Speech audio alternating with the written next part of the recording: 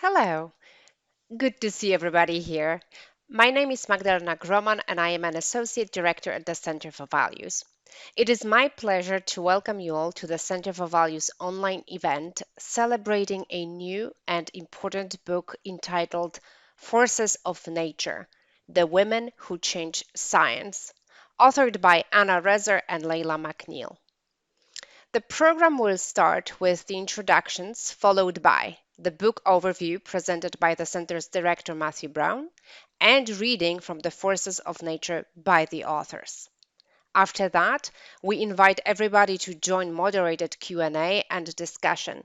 Please feel free to type your questions in the chat.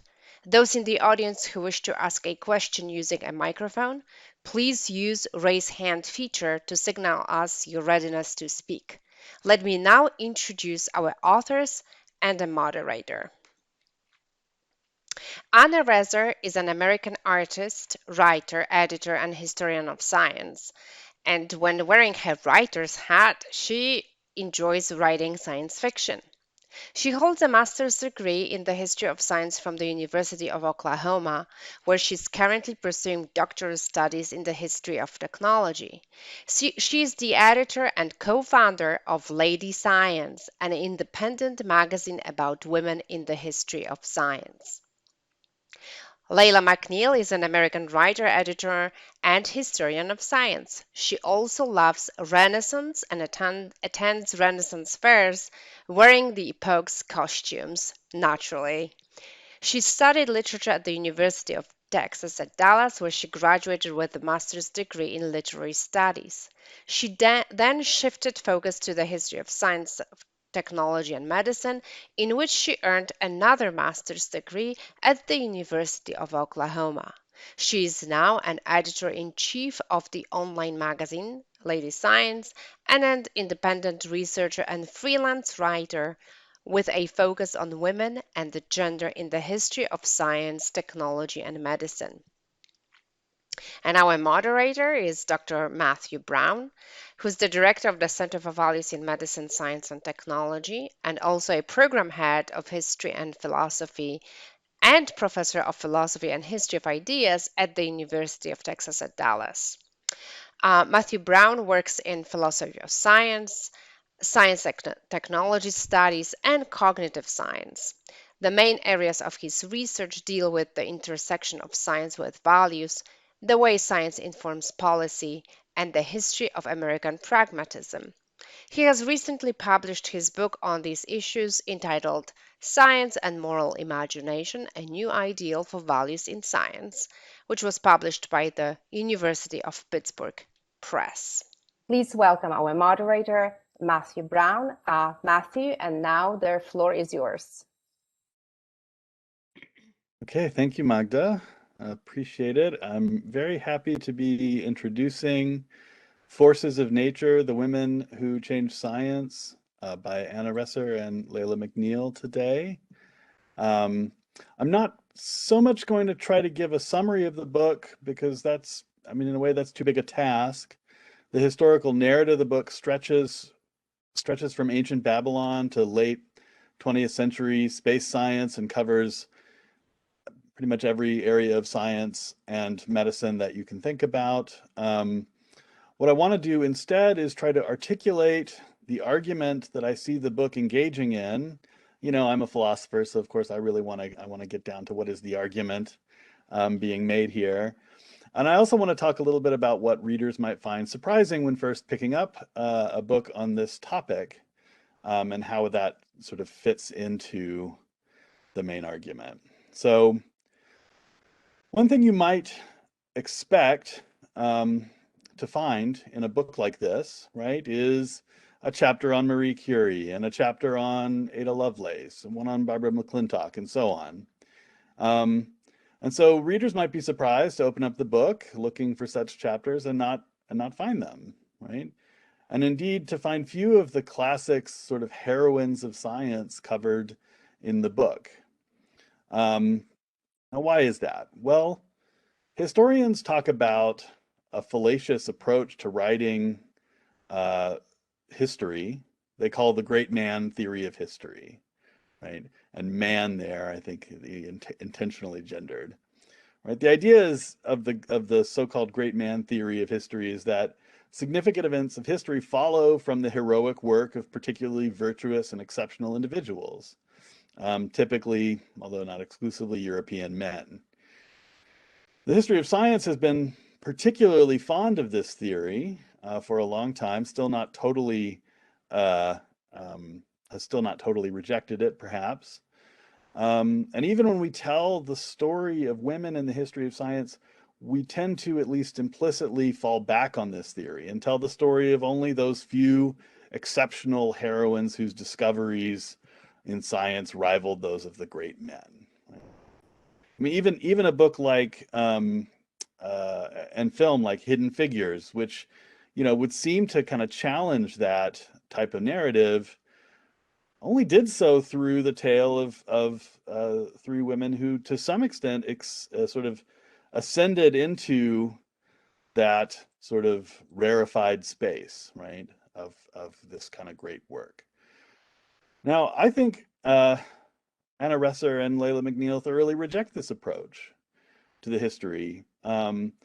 This approach is fraught on the one hand with the way that patriarchy kind of rewards men with power, privilege, and fame, and marginalizes women, keeping them on the institutional margins.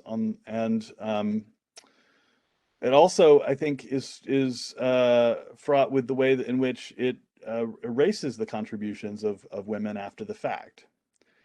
Science, like other historical phenomena, is not the process of great discoveries by the heroic few.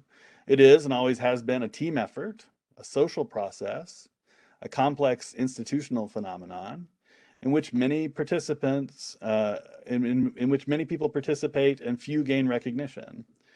Resser and McNeill focus attention on the margins, on those necessary but underappreciated parts of science, on those fields of science and of medicine that have been written out of the mainstream, in part because they've been associated with women and the accomplishments of women within them. There are, of course, heroines in this story. There are significant women and their achievements in this story, but they're often not the ones we've heard so much about in the past. And they're not selected merely for their achievements by lights of this sort of narratives of the great discoveries by the heroes of science, right? More important, I think, in a way, to the story that's told is both the social practices and institutions of science that have marginalized women and that women have had to struggle with, and the alternative practices and alternative structures that women have used to make an important impact and change the way that science is done. They've done so, as our authors show, throughout the history of science from the very beginning. And often Resser and McNeill have had to uncover their stories from a historical record that has obscured their role and attempted to render them silent. Forces of Nature, I think, works to reverse that silence and obscurity, and I think I'm quite grateful for Resser and McNeill's telling the story that does that. So with that, I'm going to turn things over to the authors who are going to read a selection from the book. We're going to read from chapter 20, titled Reconfiguring the Female. I'm going to take a sip of water before we do that. It is true that some scientists have categorically affirmed women's inferior equipment. Lita Hollingworth conceded this in her 1916 article, Science and Feminism. But after years of putting scientists' claims about women's inferiority to the test, Hollingworth concluded that, quote, they have voiced folklore and folk ethics rather than science. A psychologist trained at Columbia University, Hollingworth dedicated much of her early research to dismantling psychology's theories about women's abilities and intellect, effectively turning psychology's own tools against it She and the feminist psychologists who followed her fought to expose how uncritically male psychologists had accepted cultural beliefs about women in order to prove and protect their own superiority in the field and in society at large. Hollingworth belongs to what historians consider the first generation of women psychologists who entered the field in the early days of its professionalization. In the 1890s, people in the field of psychology began to establish laboratories, professional societies, journals dedicated to the science, and university courses and departments. In those early decades of the 20th century, when the field was still comparatively new, more women worked in psychology than many other established sciences, such as chemistry and physics. This did not mean, however, that psychology was wholly egalitarian. Male psychology PhDs, for instance, were more likely to find university and research positions than women with the same credentials. Instead, they were often tacitly ushered into service work in schools, hospitals, clinics, or into lower paid assistant positions. Women were also much less likely to advance into leadership positions in universities and professional societies. Women who entered the field during this time found themselves contending not only with psychology's professional discrimination, but also the theories about women's inferior nature. Theories that many male psychologists used to prop up that same discrimination. Psychologists adopted nearly wholesale 19th century cultural beliefs about masculinity and femininity, which had been reinforced by scientists' claims that such beliefs were based in heredity and biology. Many theories posited that men alone were capable of intellectual thought and reason, whereas women were governed purely by emotion. This purportedly explained why men were capable of reaching intellectual greatness and social prestige, while women were perfectly suited for domestic matters of child-rearing and wifely duties. In his 1871 The Descent of Man, Charles Darwin crystallized this view with the new science of evolutionary biology, claiming that man achieved, quote, higher eminence in whatever he takes up than can woman, whether requiring deep thought, reason, or imagination, or merely the use of the senses and hands. Stephanie Shields, a second-generation woman psychologist working in the 20th century, has argued that the emphasis placed on eminence was crucial to this time period because social power was conceived as an inevitable outcome of one's abilities. If women were not advancing in their careers in psychology, it would be argued that women simply were not made for that kind of high-level work and sophisticated research. Outside of academia at the turn of the century, the first wave of feminism was fighting for suffrage amid increased attention to the status of women in society at large. Many of the same theories of women's intellectual inferiority were used to justify women's disenfranchisement in politics and other aspects of society. So when women psychologists turned their attention to the gender biases baked into the field of psychology, they were also challenging the same biases that kept women from winning the right to vote and saw them relegated to the home as wives and mothers. Part of Leila Hollingworth's drive to challenge science's views of women came directly from her experience as an unwilling housewife. Hollingworth, who was working as a school principal and teacher, was forced into a domestic role after she married her husband. Harry Levy Hollingworth was a psychology professor at Columbia University and was supportive of her professional life, but schools in New York where she was seeking employment as a teacher would not hire married women. After 3 years of unemployment, Hollingworth went back to school, enrolling as a graduate student in psychology at Columbia University in 1911. Columbia had opened its doors to women only 11 years before. After earning her master's degree, she continued into doctoral study with her mentor Edward Thorndike. Thorndike and Hollingworth made for an unlikely mentor and mentee pair. Thorndike subscribed to psychological theories about women's inferiority that Hollingworth fully rejected, such as the variability hypothesis. This theory posited that men exhibited higher variation or range in physical and psychological traits, while women were stuck in static mediocrity, never able to excel to a higher level. Thorndike described the implications of this theory, writing, quote, If men differ in intelligence and energy by wider extremes than do women, eminence in and leadership of the world's affair of whatever sort will inevitably belong oftener to men. They will oftener deserve it.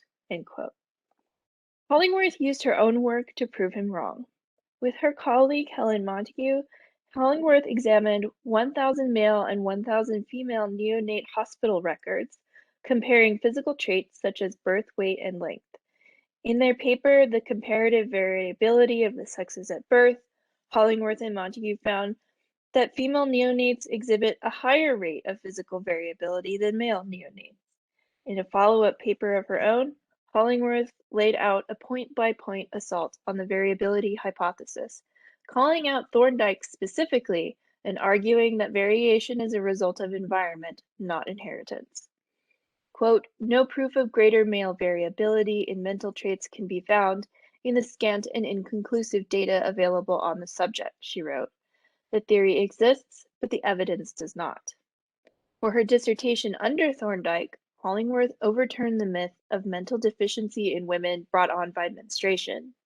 In Functional Periodicity, an experimental study of the mental and motor abilities of women during menstruation, Hollingworth detailed her study of male and female performance in a series of motor and cognitive ability tests. She found no evidence that women's performance decreased during menstruation. Despite their obvious differences, Thorndike could not deny the validity of Hollingworth's work. In fact, he was so impressed with her work that he offered her a job at the Columbia Teachers College, and she accepted. Hollingworth, along with many other first-generation women psychologists, laid the groundwork for the subfield psychology of women. They took seriously the concerns of women and pushed back against psychology's uncritical acceptance of women's place in society as biological destiny. Psychology, however, did not change its views of women overnight or even over the decades to come. Throughout the 20th century, women psychologists would continue to encounter much of the same institutional and scientific discrimination faced by their first-generation predecessors. While women in other professional fields and sciences often found more opportunities for work when wars created labor shortages, women psychologists found no such welcome. The Emergency Committee in Psychology was formed in 1940 under the purview of the National Research Council to lend their expertise to military matters. Women psychologists who hoped to contribute their expertise to the war effort were told to, quote, be good girls and wait until plans could be shaped to include them. Instead of waiting, a group of 50 women psychologists instead formed the National Council of Women Psychologists. It marked the first time women psychologists organized with the purpose of professional advancement, and it was the only such group during wartime. After the war, the committee dissolved, and the organization was transformed into the International Council of Women Psychologists with a more general purpose of advancing practical applications of psychology. While short-lived, the NCWP was essential in maintaining the urgency of the question of women's status in psychology between the first and second waves of feminism, the latter of which also heralded the entry of the second generation of women psychologists. The careers of this new cohort of women psychologists overlapped with the civil rights movement, and as a result, the second generation was more racially diverse than their white middle-class predecessors. The entry of more Black women psychologists into the field not only diversified the field, but brought new perspective to psychology's view of racial difference. Mamie Phipps Clark and her husband Kenneth were at the forefront of psychology's movement away from scientific racism to looking to social and environmental factors in racial differences. Their work in this area helped prove that segregated education in the American South was harmful to Black children, and provided critical evidence for striking down school segregation in the landmark Supreme Court case Brown versus Board of Education. Jean Spurlock, who served as Deputy Medical Director of the American Psychiatric Association for 17 years, focused on the psychological development of Black children. Like Clark, she used her expertise to advocate for Black children, lobbying legislators to provide mental health funding for minority communities. With renewed interest generated by the second wave of feminism, this second generation again took up the psychology of women, led by experimental psychologist Naomi Weisstein. A talented researcher, Weisstein graduated at the top of her 1964 class at Harvard in just 2.5 years, despite one of her professors telling her that, quote, women don't belong in graduate school. She also held a National Science Foundation postdoctoral fellowship in mathematical biology at the University of Chicago. Yet early in her job search, she realized how common her Harvard professors' views were, and how difficult it was for a woman, even one as decorated as her, to find a job in the field. In her essay, How Can a Little Girl Like You Teach a Great Big Class of Men?, Weisstein recalled continuous dismissive encounters with male colleagues on the job market. One asked, quote, who did your research for you? And another admonished her, quote, you ought to get married. Weisstein understood that the discriminatory behaviors of male psychologists were not limited to academia and could have damaging implications for the larger cause of women's liberation. Quote, when we are about to consider the liberation of women, we naturally look to psychology to tell us what true liberation would mean, what would give women the freedom to fulfill their own intrinsic natures, Weisstein wrote in her 1968 essay Kinderkirche, as scientific law, psychology constructs the female. But Weisstein cautioned that what psychologists described as the nature of women more often reflected male fantasies about women, rather than what women themselves want to be.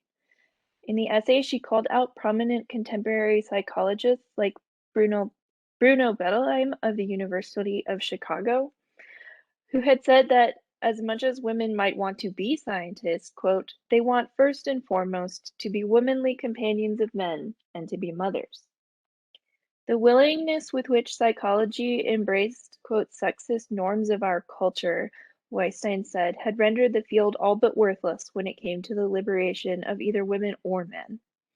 Quote, psychology has nothing to say about what women are really like, what they need and what they want, especially because psychology does not know, she contended. Much like Hollingworth decades before, Weisstein demonstrated how psychology had constructed theories about women without evidence, mistakenly relying too heavily on innate sex differences rather than social and cultural context. Without evidence and a careful consideration of social context, Weisstein argued that psychology was incapable of knowing the lived experiences of women. Weisstein's paper resonated with an anger and acerbic wit not typically found in scholarly writing. It is not difficult to understand why she opted for a salvo rather than a clinical approach to reiterate arguments that had been made by Hollingworth's generation nearly a half-century before. The impact of her paper was immediate. It was reproduced in more than 30 different disciplinary readers, ranging from philosophy of science to political science, and was canonized in second-wave feminist literature in the 1970 publication Sisterhood is Powerful, an anthology of writings from the women's liberation movement. Weisstein ushered in a new era of research in the psychology of women that we now call feminist psychology. In 1973, the American Psychological Association, the largest professional body of psychologists in the United States, incorporated feminist psychology into its organization. The Council of Representatives approved a petition to install the Division of the Psychology of Women, which Weisstein helped form. Now called the Society for the Psychology of Women, the division's express purpose was to, quote, promote the research and the study of women and to encourage the integration of this information about women with the current psychological knowledge and beliefs in order to apply the gained knowledge to the society and its institutions. By obtaining institutional status within the APA, women psychologists and the field of feminist psychology were granted the benefits of a sponsoring journal, slotted program time at the APA's annual meetings, and representation on the Council of Representatives. Their division and journal, Psychology of Women Quarterly, are still running today. And since its founding, the division has expanded to include division sections that better reflect the diversity of women's experiences. For example, Section 1, Psychology of Black Women, Section 3, Concerns of Hispanic Women and Latinas, Section 4, Lesbian, Bisexual, and Transgender Concerns, Section 5, Psychology of Asian Pacific American Women, and Section 6, Alaska Native American Indian and Indigenous Women. A generation prior to this new division, Hollingworth Riley quipped, "It is amusing to note how every sex difference that has been discovered or alleged has been interpreted to show the superiority of males." With the formulation of feminist psychology still decades away, Hollingworth was very much aware of the necessity for a more inclusive psychology, both in its practitioners and in its theory. Psychology's views of male superiority and female inferiority had remained unchallenged and stuck in the 19th century, but the inclusion of more women psychologists heralded new interpretations of the differences between men and women. What is more, feminist psychologists have brought issues of domestic and sexual violence, societal pressures, and systemic oppressions like racism and homophobia under the purview of the discipline. Women psychologists asked different questions and sought new answers in new ways and places that their male colleagues could not or would not. That's it. Okay, great. Thank you. Thank you. Okay, well, I'm gonna get us started with a couple of questions. But if anyone in the audience has a question, feel free to write it up in the chat or raise your hand, which virtual hand, which you can do either by clicking on the smiley face at the bottom of your screen and click raised hand, or hovering over your name in the list of participants and clicking on the hand icon. So I wonder if I could ask you two to talk a little bit about the research and writing process behind the book. I see kind of two challenges here. In the on the one hand, in the research process, you know, as you say at the very beginning of the book, you're looking at a lot of subjects who either have been absent from the historical record to some degree, or have been erased from the historical record to some degree. So what kind of challenges did you face and how did you overcome them there? And then also in terms of the writing, you know, I know a lot of historians they're kind of the solitary worker, right? Of scholar, and obviously this is a collaborative project. So I'm curious about the collaborative process as well. Anna, do you want to take the first one and I'll take the second one? Sure. Yeah, the research process for this book was pretty difficult, but we do have you know, a good foundation to start with in that there are many women historians of science who focus on women in the history of science who have done, I think, the really important, really difficult foundational work of like writing biographical dictionaries and kind of excavating just like names and vital data about women. And that's been happening since at least the 70s. And so there is a good foundation there.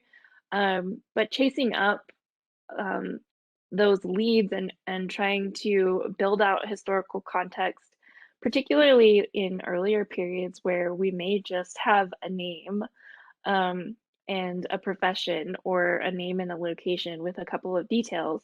Our challenge in those instances, I think, is to then read more broadly about the context in which these women lived and to make sort of educated inferences about what life could be like, what it was like to be a scientist, um, and to pay attention to things like a person's, you know, class and social standing and how that would impact their access to, you know, creating and using knowledge about nature.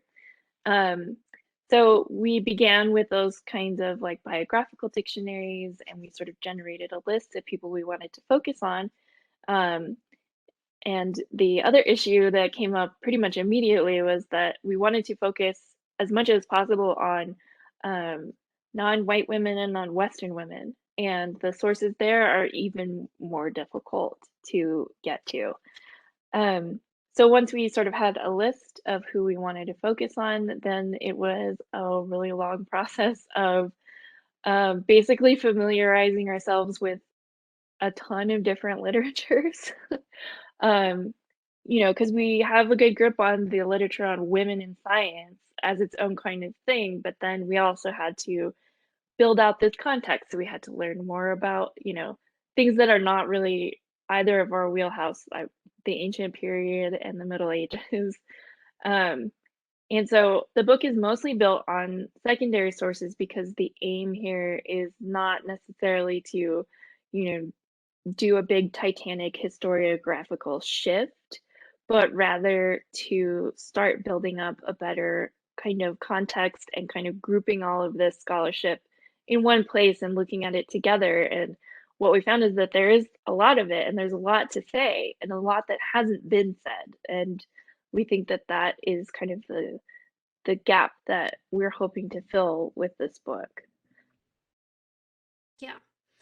And being able to write a book with somebody else was such a great experience because every other work that I've done has been on my own, and it can be a really isolating endeavor being a scholar and being a writer.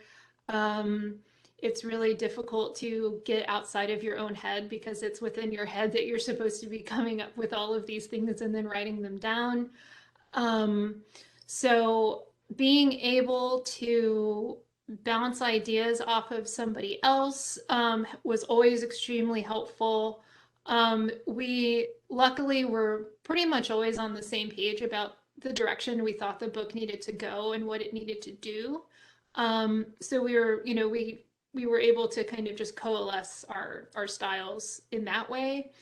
And also, you know, writing a book can be pretty grueling, and it's really nice to have someone there with you going through those slumps and those highs at the same time, just to kind of draw you out of that isolation of writing and reading and researching. So if you're ever gonna write a book, I suggest you get yourself a writing partner if you can. Yeah, writing a dissertation, 2 out of 10, do not recommend. Co-authoring a book, you know, 7 out of 10. Much better. Yeah, Still hard. for sure. Okay, great. Well, we have a question in the chat from Dr. Gosson, who wants to know, how did you imagine the potential audience for the book? And how do you think this audience differs from that of lady science? And maybe for those who don't know about lady science, you could say a little bit more about what that is. Sure. So Lady Science is a online magazine, and it's a podcast now that Anna and I started about 7 years ago. And you know, the mission that we bring to this book that Dr. Brown talked about at the very beginning about not focusing on these famous women, really building out historical, cultural context to understand the world in which women scientists have had to work and work against and navigate. And we started kind of that foundation for thinking about women in the history of science through lady science. And so you usually will not find, you know, just single profiles of famous women and listicles of unsung women in science on Lady Science either. So, you know, I think I think we definitely will have overlap in audience because people who are interested in what we've done with Lady Science, I think will naturally be interested in this book as well. But I also hope that this book, by publishing in trade instead of through a university press, will also open up and broaden that audience a little bit more as well. Because both Anna and I, starting in academia, that was kind of our starting audience, and it has grown since then. But I think with this book, choosing to go with trade instead of university press will really open that up a little bit more. That being said, I do think that this book is definitely important for historians still working in academia, as well as just anybody who's interested in history, women, science. I think it just has a lot of different appeal for all different kinds of readership. Yeah, the point about the kind of crossover appeal of the book, it also has a very robust bibliography, and as far as I know, there isn't like an Oxford bibliography of women in the history of science. So I hope that it can be a resource in that sense, just kind of gathering all of this fantastic scholarship into one place and being a resource in that way. And then kind of on the same lines of what Leila said about lady science, I think that the audience for lady science is generally kind of like very online. Yeah. So it's nice to have this kind of thing out in the world in a different format that people can access in different ways, and people who, you know, maybe don't spend all their time on Twitter like I do, can also get close to this kind of work. So Yeah. Well, let me just say, you know, as someone who's been appreciating the book this past week, that, you know, you've heard some of the text and you've heard about the big ideas, but also the book itself is beautiful in its layout. It's very thoroughly illustrated, and I think it's just it's. I only have a digital copy right now, but I think the physical copy also will be a lovely thing to own. Um, there's a question from Asia in the chat who asks, what encouraged you to write a book on this topic, and what are your hopes for those who read it? well, like Leila said, this comes from our sort of existing collaboration with Lady Science um, that we've been working on for quite a long time now. And I think our main motivation is just being um, in that space online and seeing the kind of coverage of women in science that is very typical, which is kind of like I've been calling it like the Google Doodle bubble. So every time a women scientist's birthday comes around or some other anniversary, there's a Google Doodle, and then everybody like bashes out a quick piece, sort of cribbed from a Wikipedia article, and then shares it on social with the hashtag so that you kind of get all those clicks. Or you get like listicles of like, here are 10 women scientists you probably never heard of, and it's the 10 women scientists that everyone has all heard of. Um, so with Lady Science, we wanted to make an intervention in that space in particular.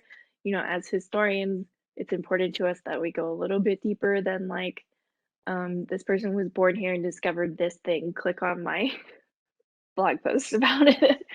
And so the book comes from that kind of motivation that we saw also in the publishing landscape.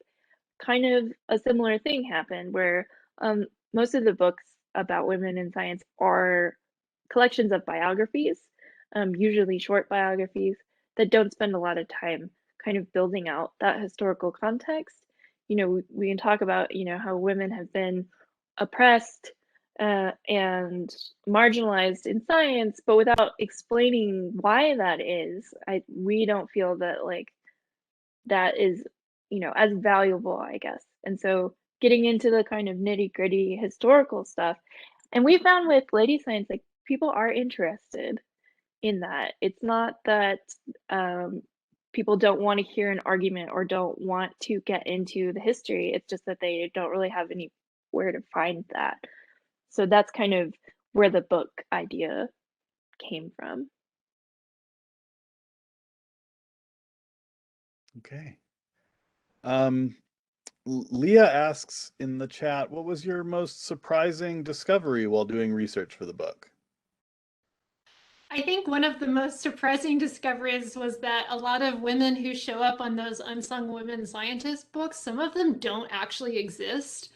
Um, one particularly that we left out of the book for obvious reasons is a woman named Merita, who, again, she was this would have happened in the ancient period. And one of the things that we do talk about in the book and was mentioned earlier was that it is extremely hard to have records of anybody from the ancient period, much less women.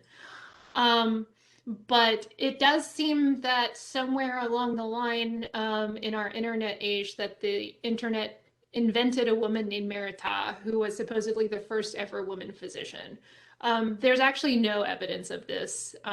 She has shown up in, she has a profile on Wikipedia. She has shown up in anthologized works as a real person.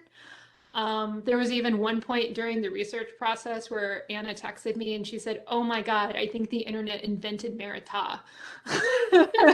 So things like that were some of the most surprising things. And so I think when we realized that early on, that even some of the things that we've seen on the internet aren't, we all know that the internet isn't always real things on there, but like for this particular thing, it was incredibly shocking just because we had seen her so much in so many places online that, that was a little surprising. Yeah, I mean, that was the same for me. I did text Leila and I was like, I think we have stumbled upon something quite weird. And actually, a medical historian did publish a paper on it. Weirdly, like right when I kind of like was uncovering this, and then this historian posted a paper about it, basically confirming that yeah, there's no evidence of that. Yep. Weird.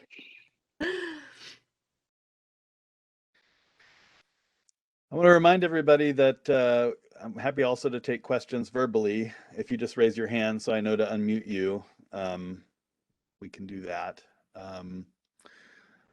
Joy has a question in the chat. Let's see if I can, if I get this right. Is this book a process of diversifying science or emphasizing the way that science is gendered?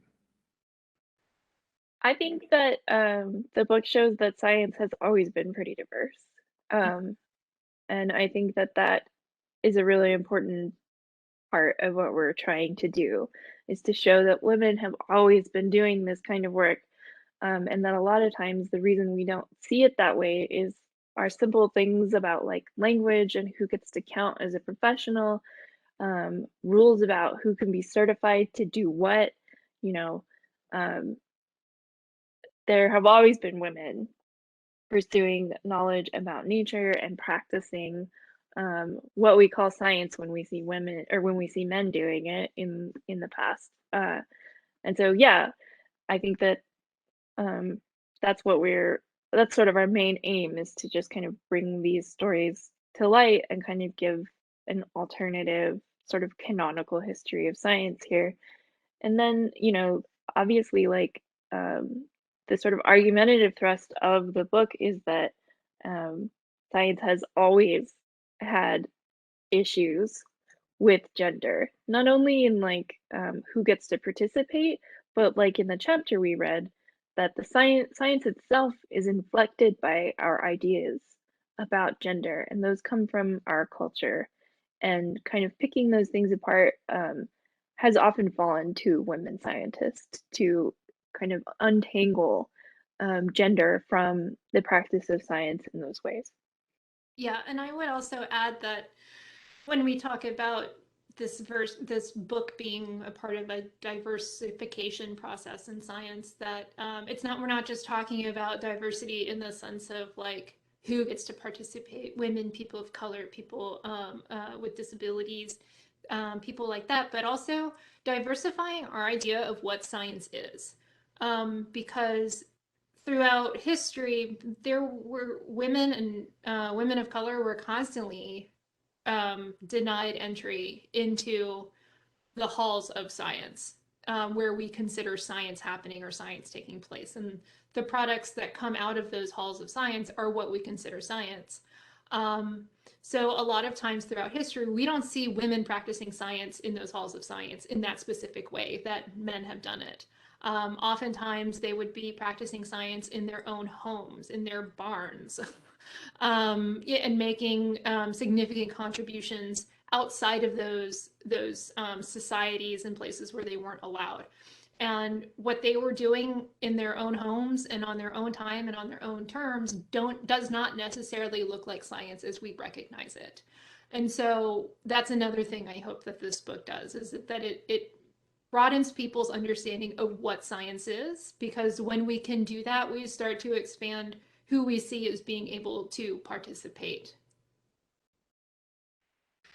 Yeah, this connects with another question I was thinking about when I was looking at the book, which is, I mean, our notion of a scientist, I mean, that's a relatively new term, right? It's a kind of 19th century term, and um, you know, you go back much further than that, and the sort of what counts as science versus other kinds of intellectual or empirical activity is a little hard to trace. So how did you sort of think about what counted as history of science versus, say, history of philosophy or history of non-scientific practices for the purposes of the book?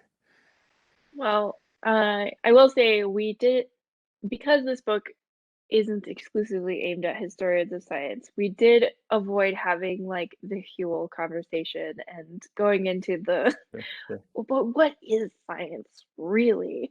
And I think what we did was just kind of select out people who were doing things that I think on their face look like science, but we're not necessarily called that either because of, the time period and we're not really talking about science, or because they didn't have the proper certifications to be, a doctor, even if they were practicing medicine. Things like midwifery, which has a very long history of kind of doing battle with science and like professionalized medicine. Um, we just sort of say, well, midwifery is medicine, and it's something we're going to talk about in that respect. And then also looking at um, you know, instead of looking at like the word science and what science means, we look at like what do scientists do and where do people do those things outside of the laboratory.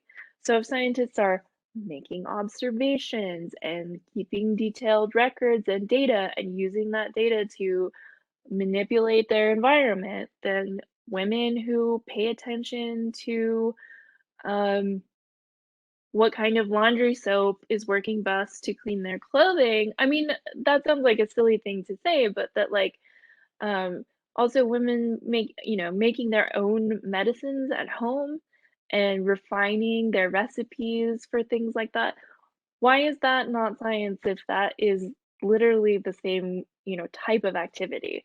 So we look in those places too, so that you know good chunks of the book are dedicated to women doing these kinds of activities in their homes, and the home as a site of inquiry and the creation of knowledge about nature, gardening. Um, so that's kind of our approach, is to not get bogged down in kind of like a seminar discussion of it, which we've both had plenty of those, and to just kind of throw this out there for readers and say, well, look at this. Does this not look like science to you? Maybe you've never thought of it that way.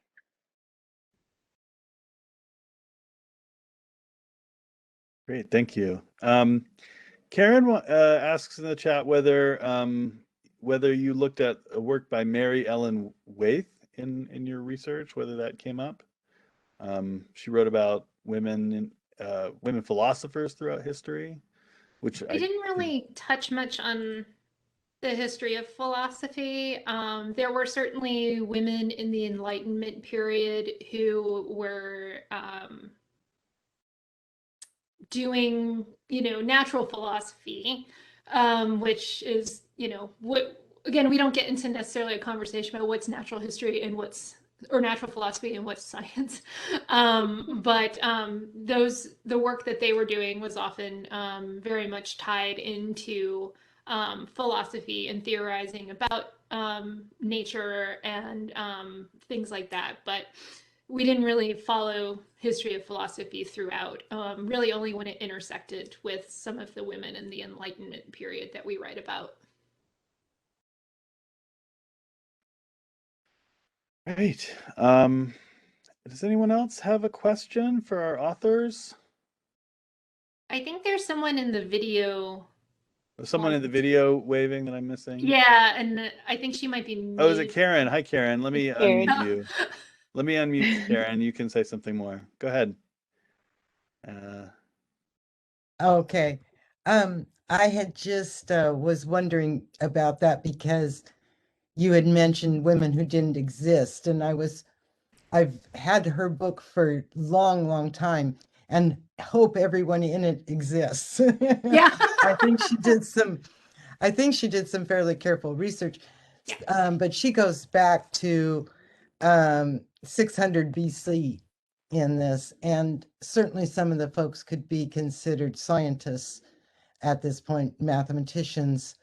So I was just wondering, that got me thinking, okay, how do we check all of this stuff out? But I think she was a fairly careful Oh, I'm sure. scholar, but I'm sure she was. And one thing that I do want to mention about professionalization that Dr. Brown touched on, and you had just mentioned as well, or connects with what you were just saying as well, is that really before the 19th century, we didn't have the designation of chemist, physicist, mathematician, physician, that you could have one person practicing all of those different kinds of things. And that was perfectly normal and accepted. Women doing the same thing. It really wasn't until the 19th century that you start to get the intense professionalization and specialization of specific sciences. And so, you know, when we look back, especially in the ancient and medieval period, it would be completely normal to see a person studying writing about philosophy and then the next day writing about medicine or mathematics. So, you know, that is another thing that plays into what we think science is as well, is, you know, the idea of what happened with professionalization in the 19th century has completely changed how we view science in the past. But yeah, I just wanted to touch on that a little bit too.